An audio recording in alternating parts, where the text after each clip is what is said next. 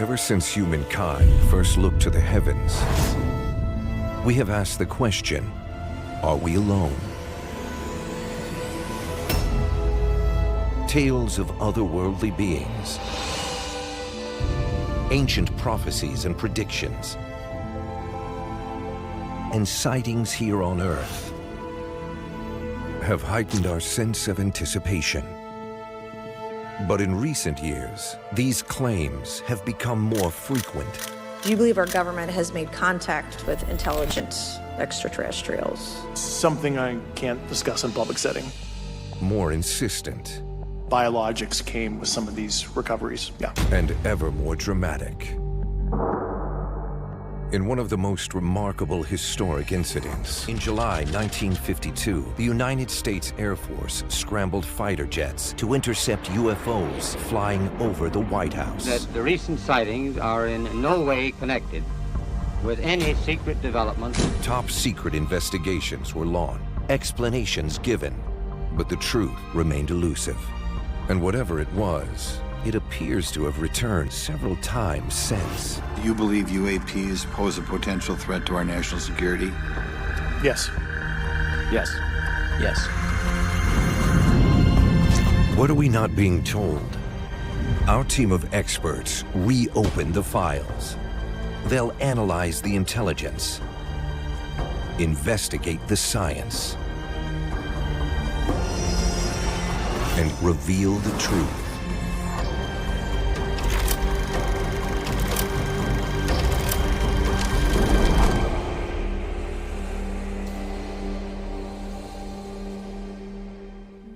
July 19th, 1952, Washington, D.C. A clear, hot, and humid evening. The skies are quiet. In the control tower at Washington National Airport, Air Traffic Controller Ed Nugent is enjoying an uneventful night when suddenly 7 contacts appear on his radar screen, just 15 miles outside the nation's capital. It's a problem. No flights were scheduled. There have been no radar communications. These contacts shouldn't be there. Well, the Cold War was just getting started, so 7 uncorrelated targets on the radar could have caused an absolute panic.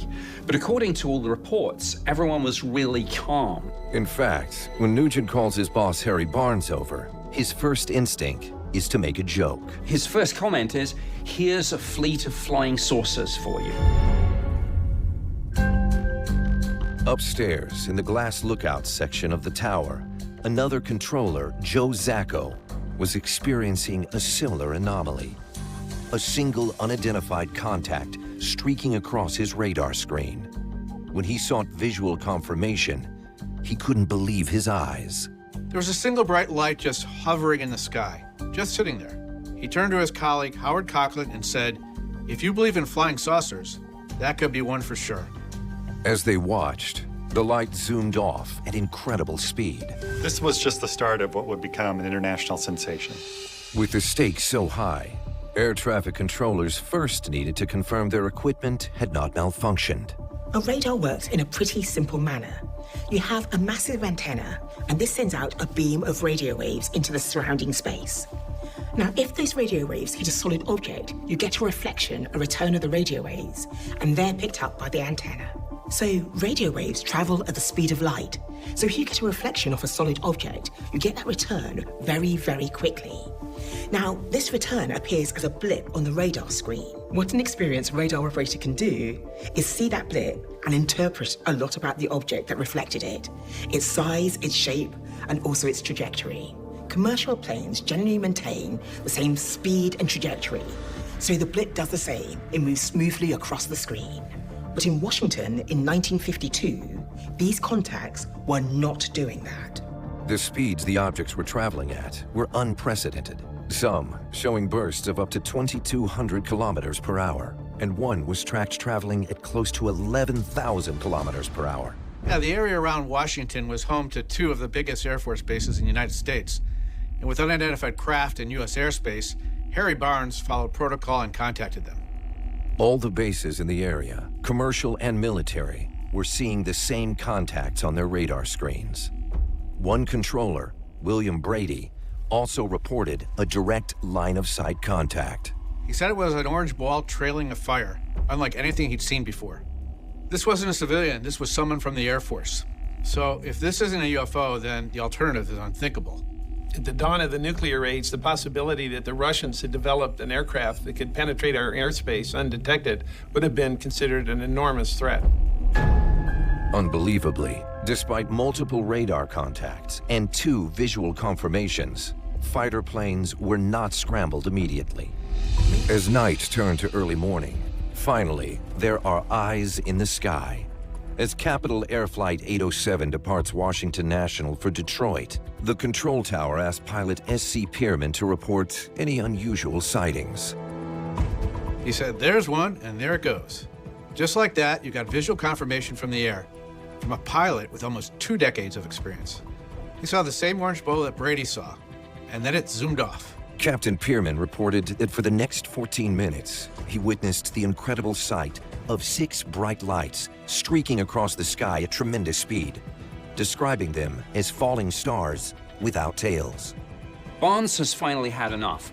He's got multiple radar contacts directly over the White House. This is now a national security issue.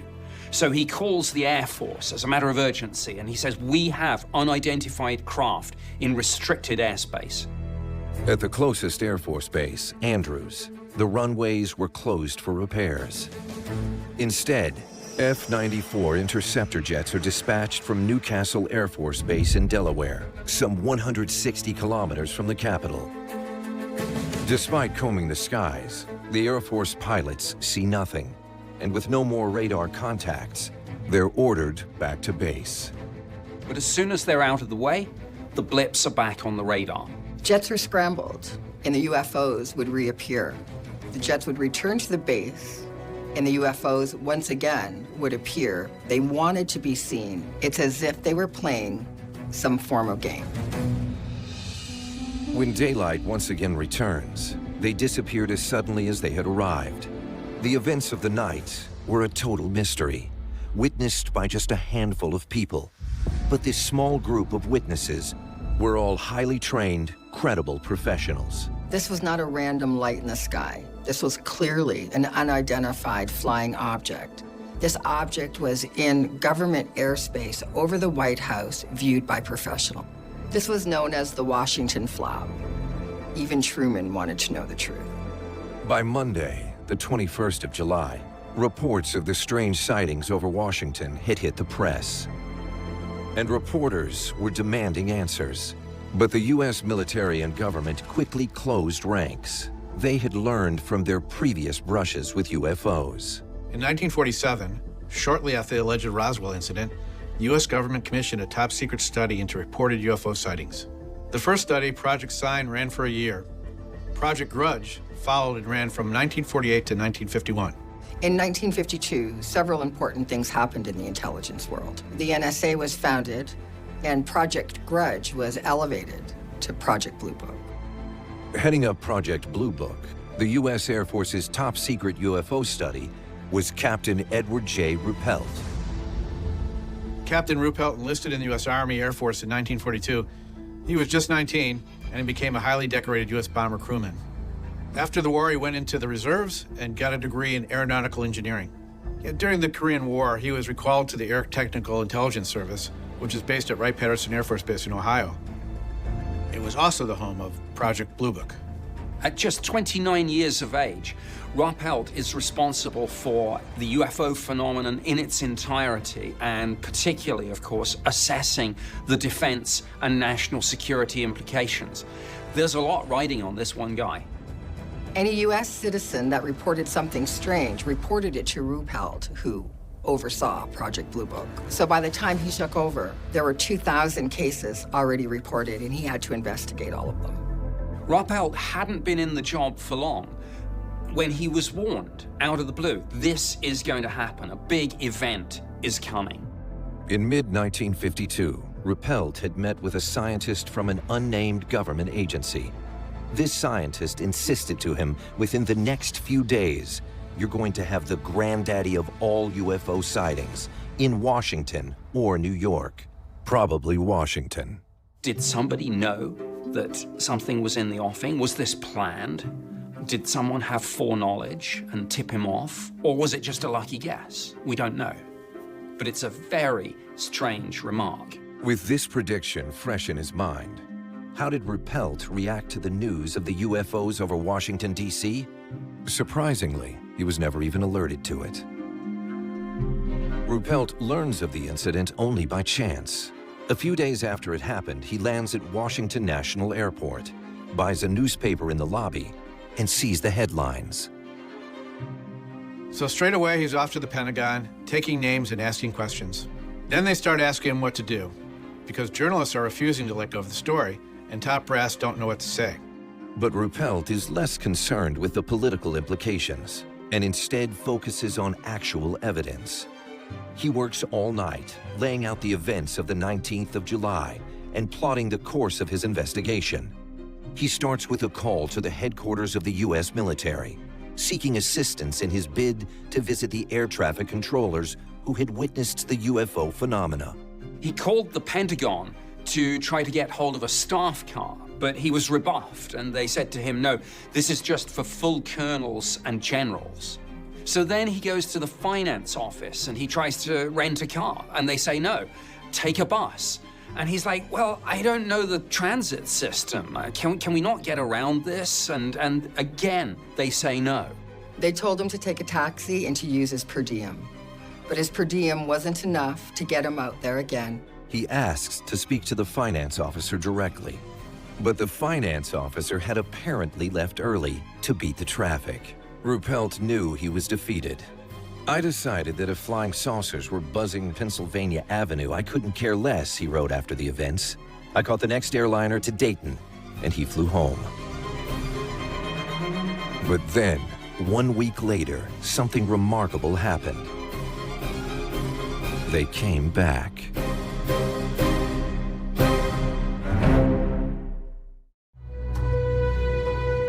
One week after the initial wave of UFO sightings over Washington, D.C., on the night of 26 July, 1952 at 10 p.m., Air Force intelligence official Edward Ruppelt receives a call from a Washington journalist. The unexplained lights are back. What does the Air Force plan to do?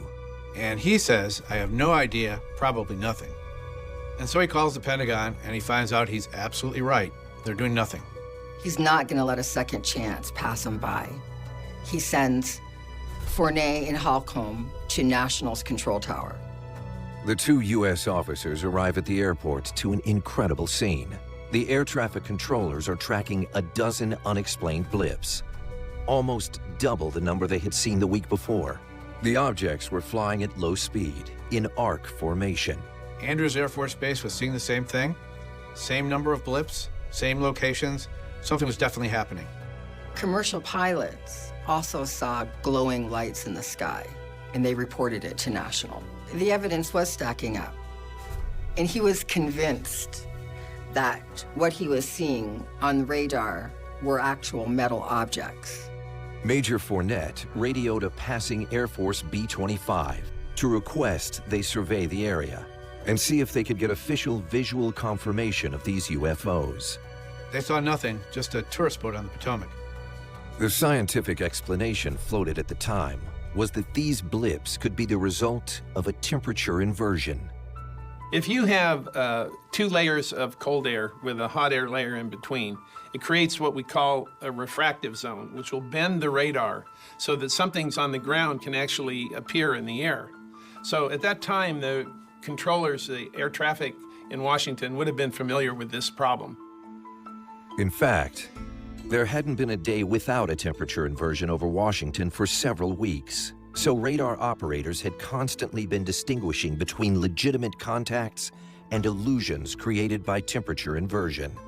However, Fournet and Holcomb are certain that these are legitimate airborne targets, and at 11 p.m., they scrambled 2 interceptor jets from Newcastle. The exact same thing happens. The F-94s arrive and the blips disappear.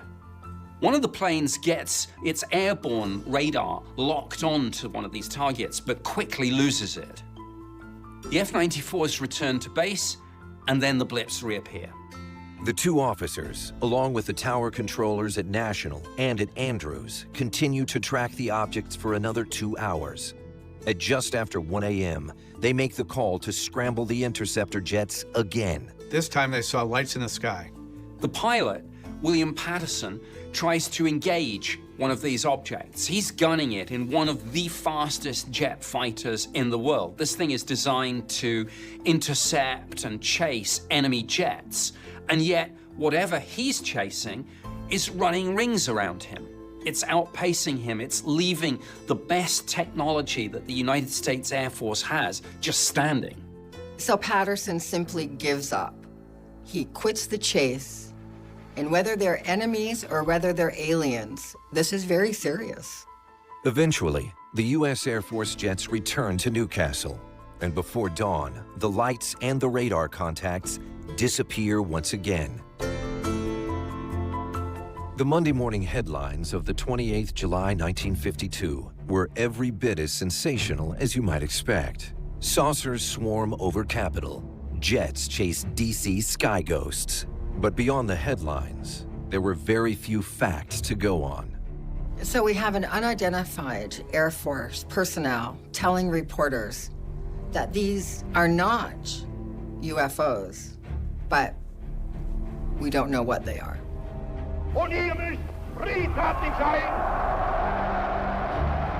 World War II was fresh in our memory. The Cold War was just starting, and here is the Air Force admitting they don't know what is flying over Washington, D.C. This is huge news. Enter Major General John Samford. He's the Director of Intelligence for the U.S. Air Force. Not knowing what or who was in the air around the nation's capital could be a significant embarrassment for him. He's at the Pentagon, and he calls what turns out to be the largest press conference since the end of the Second World War. But this is Tuesday afternoon. Ruppelt's still investigating. They still know next to nothing. Regardless, Samford, who was later to become director of the NSA, had an innate gift for spouting gibberish. When asked a simple question about what the pilot saw in the skies above Washington the previous Saturday, he gave a typically evasive response. So the general gives a masterclass in kind of nothing speak. He's talking and talking, but not really saying anything. However, there have been a certain percentage of this volume of reports that have been made by credible observers of relatively incredible things. Our basic difficulty in dealing with these is that there is no measurement of them that makes it possible for us to put them in any pattern that would be profitable for a deliberate, custom sort of analysis to take the next step. He talks for an hour and 20 minutes, saying little of value.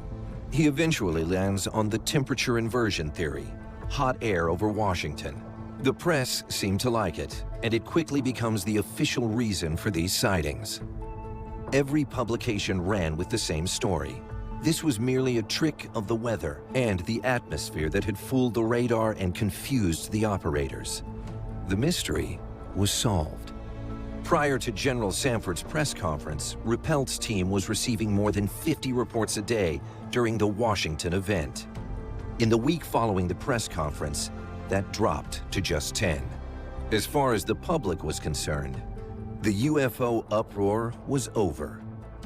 There were no further radar anomalies, no more sightings over Washington, D.C. The temperature inversion had answered the American public's questions and calmed their fears. But had they been sold an elaborate lie? On consecutive weekends in July 1952, a swarm of unidentified flying objects buzzed the White House in Washington, D.C. To date, no satisfactory explanation has been given. In order to understand UFOs properly, you have to know what was going on in the culture and society at the time. By this point in post-war history, UFO sightings were nothing new. People have always witnessed strange objects in the sky, but what changes is their interpretation. In the Bible, they were angelic chariots. In the 1800s, they were phantom airships. In World War II, pilots gave these phantom craft a name. We'd had also during the Second World War the so-called Foo Fighters, which were seen actually by both Allied and Axis pilots, each of whom thought it was a secret weapon of the enemy. And then there was the first alleged UFO visitation of a major U.S. city. In the early hours of February 25th, 1942, 1,400 anti-aircraft ammunitions filled the skies over Los Angeles. There was some form of battle happening. The morning came, the smoke cleared. The reports said that they had seen 1 to 5 unidentified flying objects, though previously the night before, they didn't seem to think that there were any. It's a very confusing story. In the immediate aftermath of World War II came the story that brought to the world the whole concept of the flying saucer. In June of 1947, Kenneth Arnold was flying over the mountains of Washington State when he saw 9 shiny objects flying near Mount Rainier. He described them as flying as a saucer would if you skipped it across water. This opened up the possibility that strange objects in the sky might be extraterrestrial craft. The Arnold sighting was a catalyst. It changed our interpretation of strange objects in the sky. The way they were described, the speed with which they were flying, made people start to think strange objects in the sky might be extraterrestrial craft. Hollywood ran with the idea, helping to popularize and legitimize the idea of flying saucers in the public consciousness. Films such as 1951's The Day the Earth Stood Still featured friendly aliens. But post-1952, the aliens took a turn for the worst. Movies such as Earth versus the Flying Saucers and Mars Needs Women started priming people to think that aliens might be evil. And the relatively new genre of science fiction was far from the only factor adding to our anxiety. In 1952, the United States was coming down from the victory and elation of World War II and facing a new Cold War, which caused a lot of concern and fear. To have mysterious objects flying over Washington, D.C. was very troubling. People were now enjoying post-war prosperity, but also knew that we now held the power to destroy our own planet. Maybe by detonating the bomb, we captured the extraterrestrials' attention. Perhaps these more advanced ETs were observing us to protect us from ourselves. Or maybe they realized we're on the path to becoming a threat to them, and we need to be kept in check. This was an era where trust in the government and the authorities was pretty much absolute. So when the government made an explanation or gave an explanation for something, people were more likely to believe it.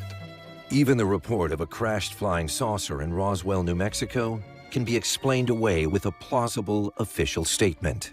So people forget, I think now, talking about UFOs, that in relation to the classic Roswell incident, that within 24 hours of saying we've recovered a flying disc, they said, no, it was a weather balloon. And everyone said, okay then, and moved on. It was erased from the public consciousness because of what the military said and the way in which that was accepted. It was only decades later, in the late 70s, that Roswell was essentially rediscovered. It wasn't until the publication of the Roswell incident, written by Charles Berlitz and William Moore in 1980, that the idea of government cover-ups of UFO incidents became common knowledge. People have suggested that the DC incident in 1952 was a government disinformation scheme, but that wasn't a contemporary opinion. This is not a popular opinion. A lot of people disagree with me on this, but I worked for the Ministry of Defense for 21 years, and I can say that the view from within government is you don't tell lies. It really is only a handful of circumstances, often to do with intelligence matters, where it's allowed. But we do have evidence of cover stories being used to explain unusual activity. That's a delicate issue. I would say a lot of highly classified operations can have cover stories. And I wouldn't call those cover stories disinformation. It's just how we protect classified information. There's a big difference between trying to explain something away and actually doing some form of analyses. The long arm of the government did reach Ruppelt in Project Blue Book, and he did spend all of his time creating explanations as opposed to doing actual investigation. With general agreement that U.S. intelligence agencies were capable of constructing cover stories to obscure the truth behind the July 1952 UFO sightings, Major General Samford's promotion of the temperature inversion theory requires additional scientific investigation. A temperature inversion occurs when you get a layer of cold air close to the ground and a layer of warm air above. But with layers of different density, this changes the path of the radio waves through the atmosphere. This can give you a misreading of the position of the object you're looking at. But temperature inversion is only one potential explanation for the phenomena of July 1952. There are a lot of different ways you can get strange things on a radar screen that have nothing to do with what's really there. For example, just recently, scientists have discovered microorganisms that live permanently in the upper atmosphere.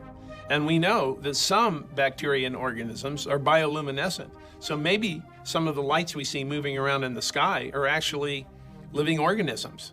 Adding further room for doubt on the official line of temperature inversion is the sudden disappearance of the radar blips when the scrambled jets arrived. Well, I can think of one scenario. Let's suppose those radar glints that we're getting were actually a result of what we call Bragg diffraction, which is radar reflecting off of periodic turbulence in the atmosphere. When they send the jets up, they're going to break up that pattern, and you'd see the radar glints disappear just by the act of the airplanes flying into the air.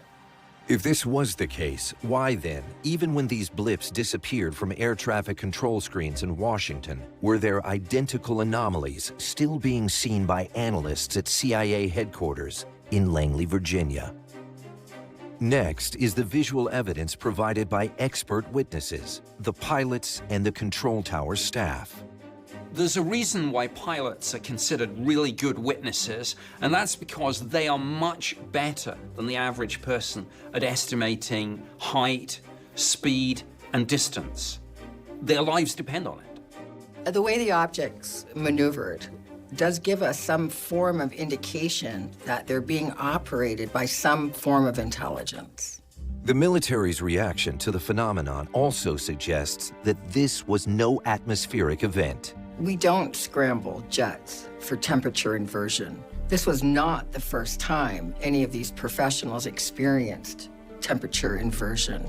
It is not cost-effective or practical, nor is it following appropriate protocol. Add to that an institutional reluctance among pilots to not report extraordinary sightings unless absolutely necessary. There is a huge culture of underreporting because of the stigma and also because of the perceived threat of a psychological evaluation which would lead to a pilot being grounded.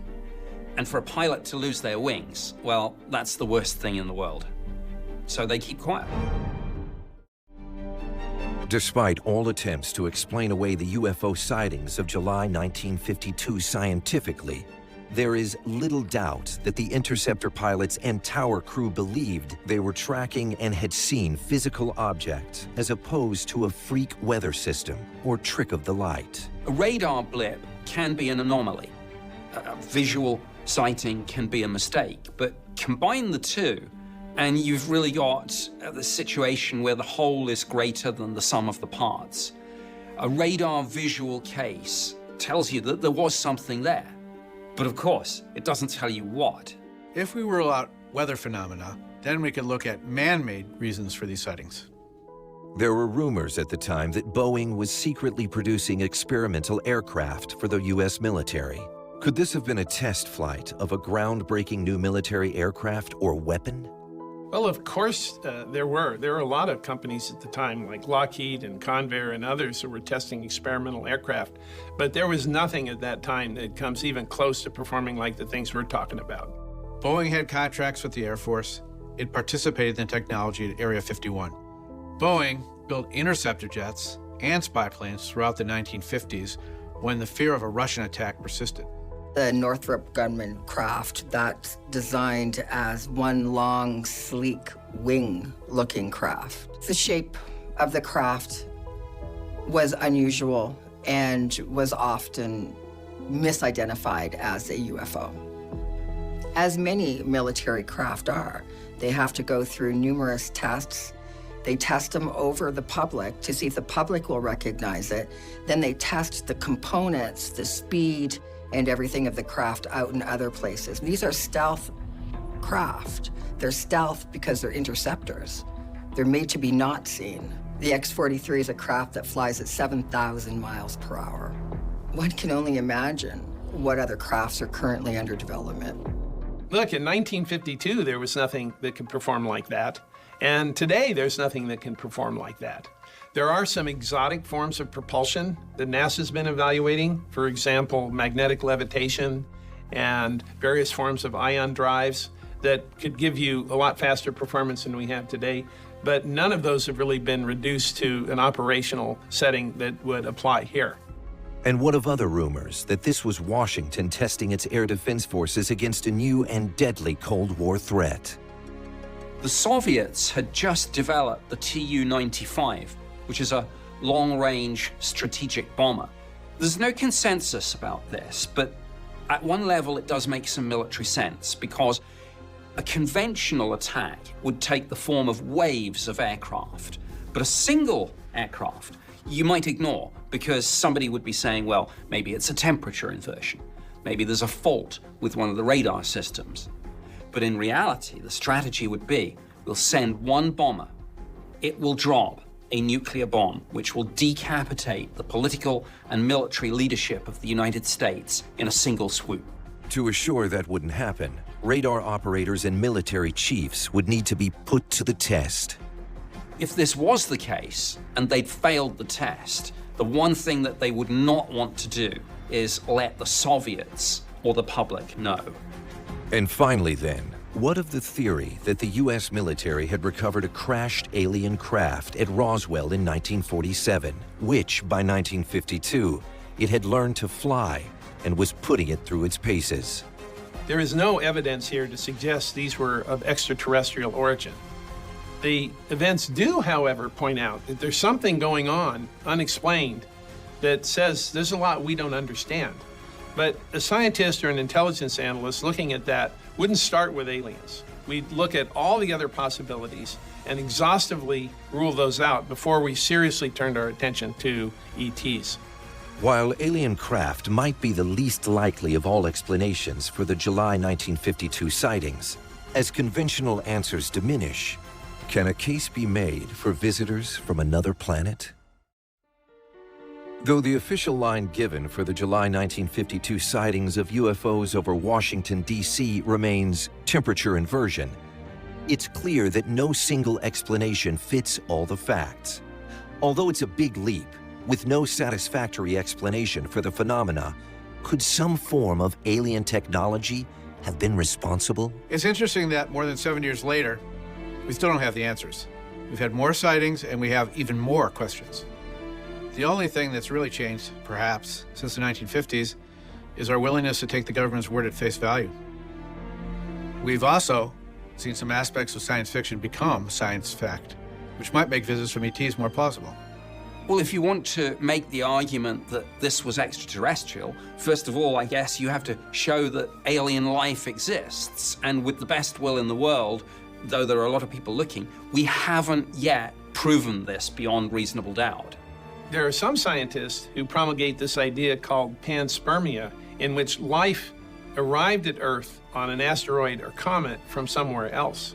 And one notion that supports this is that mathematicians have looked at modern DNA and done the math on how many generations and how many billions of years would have had to bake that DNA, and found that the DNA that exists today would have been older than the life of the Earth, suggesting strongly that life here came from extraterrestrial origin.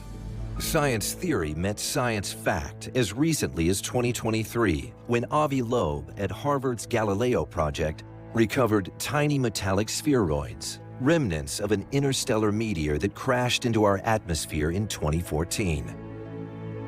For the first time ever, his study uncovered metals unmatched to any existing alloys in our solar system. True intergalactic material, unknown to human science, originating from deep space. The numbers, distances, and timeframes we are dealing with are mind-numbingly vast. We have calculated that there are approximately 300 billion stars in our galaxy. And each one of those stars is a sun, like our sun, our local star. We've also worked out that within the whole of the universe, there are approximately 200 billion galaxies.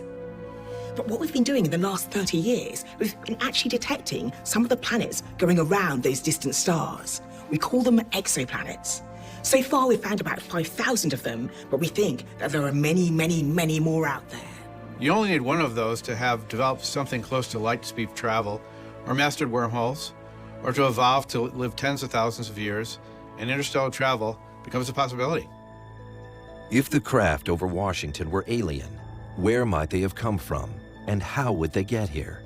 If they came from our nearest exoplanet, that's an exoplanet going around the star Proxima Centauri, that star sits 4.28 light years away from us. Now, 4.28 light years is 40 trillion kilometers. Our galaxy, the Milky Way, is 100,000 light years across.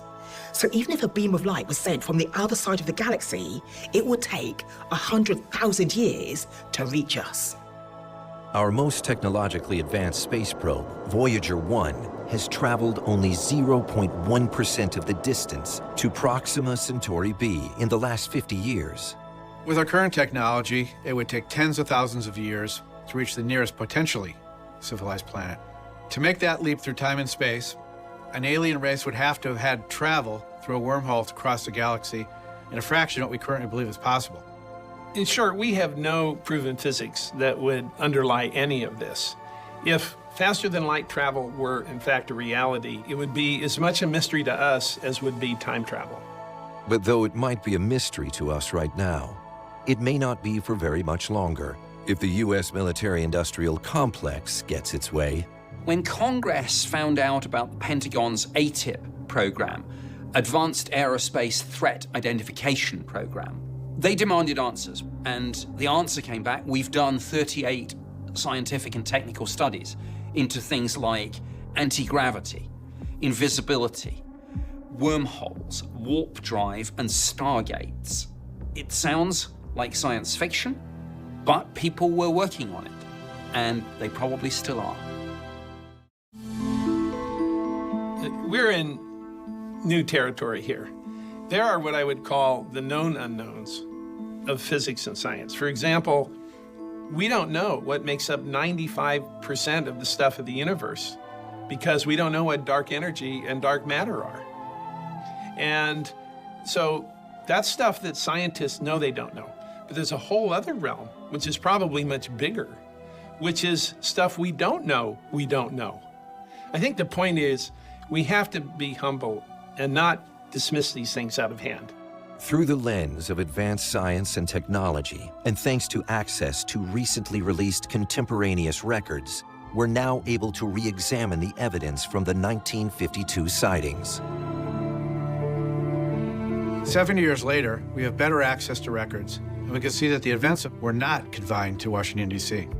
While this incident was happening on the 26th in Washington, an identical incident was happening 2,500 miles away in California, where a F-94 was chasing an orange glowing light that was moving at remarkable speeds and then also disappearing off the radar screens. And that wasn't the last of it.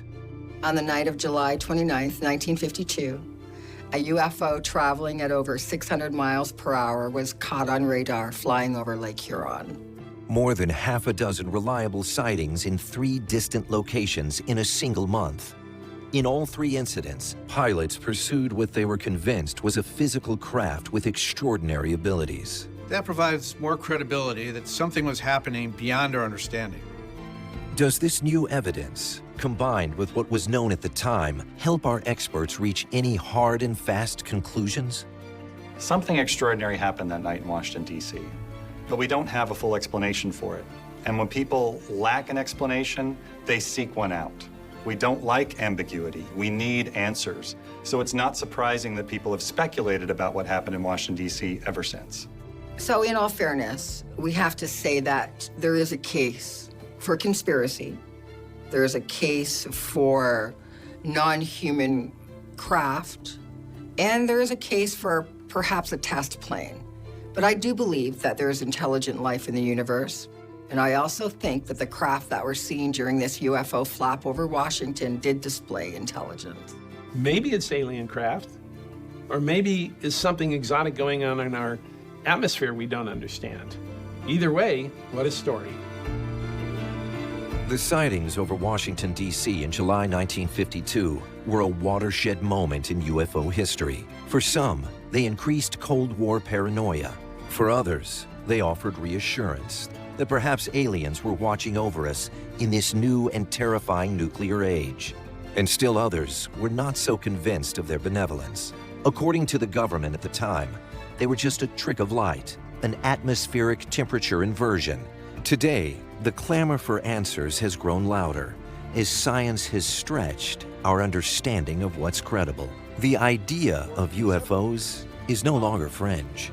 Government and military whistleblowers have come forward, and even the United States Congress is holding hearings about what the military and intelligence establishment knows about UFOs. The days of half answers has passed.